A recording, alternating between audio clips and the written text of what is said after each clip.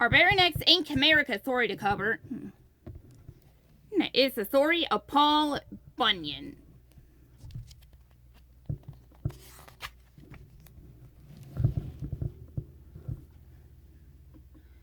Early one morning after a ferocious storm, a huge cradle washed up near a town in Maine.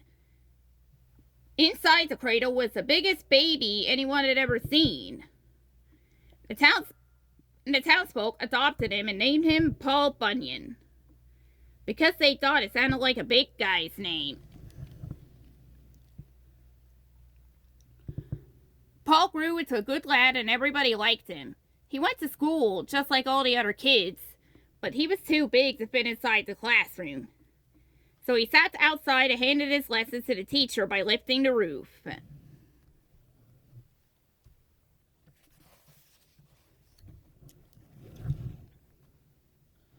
When school let out, all the kids would head for the old swimming pool.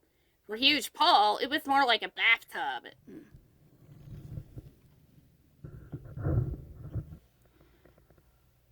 Paul was interested in a lot of things as a youngster, but as he got older and even bigger, he spent more and more time out in the woods watching the loggers cut down trees.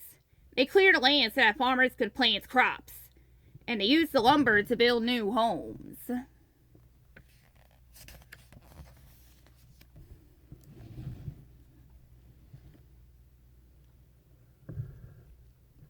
The townsfolk noticed Paul's fascination with logging. At one Christmas, they gave him a present that was to change his life forever and turn him into a legend. It was a great, big, beautiful axe. Just the right size for Paul. With that big, double-bladed axe, Paul could cut down trees faster than most men could cut weeds. Wherever Paul logged, he was followed by the prospective farmers, where he could clear enough land for a whole farm in one day. But soon life in the East got too acidified for Paul, so he decided to head out west.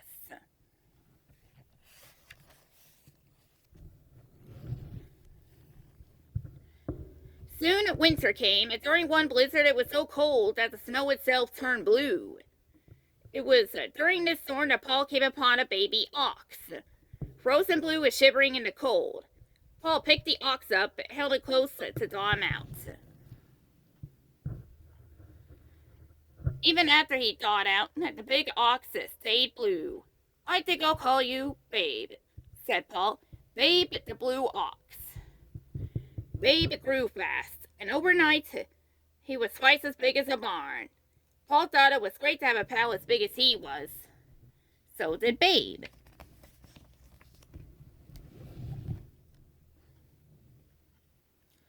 Babe became Paul's closest friend, and he was mighty strong, too.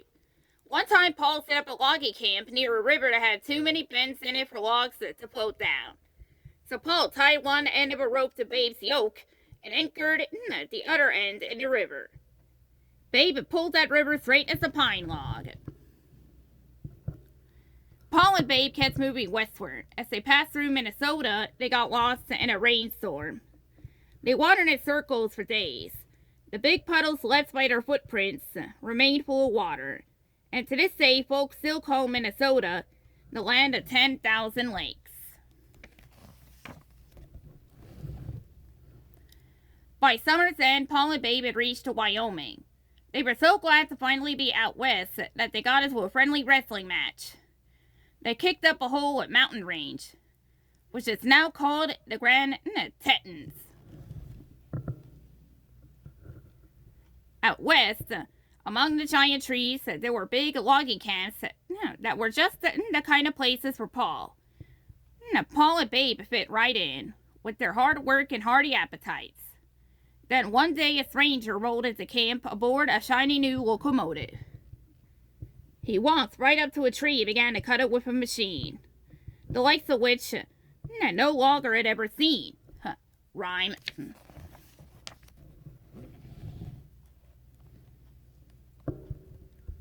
"My name," said the stranger, "is Joe Maffaw, and I've got an automatic tree cutting machine and a log pulling locomotive that'll do your work in half the time." Paul was angry. Out here we use a double-bladed axe for cutting and oxen for pulling, little fella, he said. Before long, a contest was organized to see who could pull a triple load of logs faster, the locomotive or Babe the blue ox. Babe and the locomotive pulled with all their might, snorting and puffing. But when it was over, Babe had lost just by half an inch. Sadly, Paul and Babe decided to say so long to their friends and head north.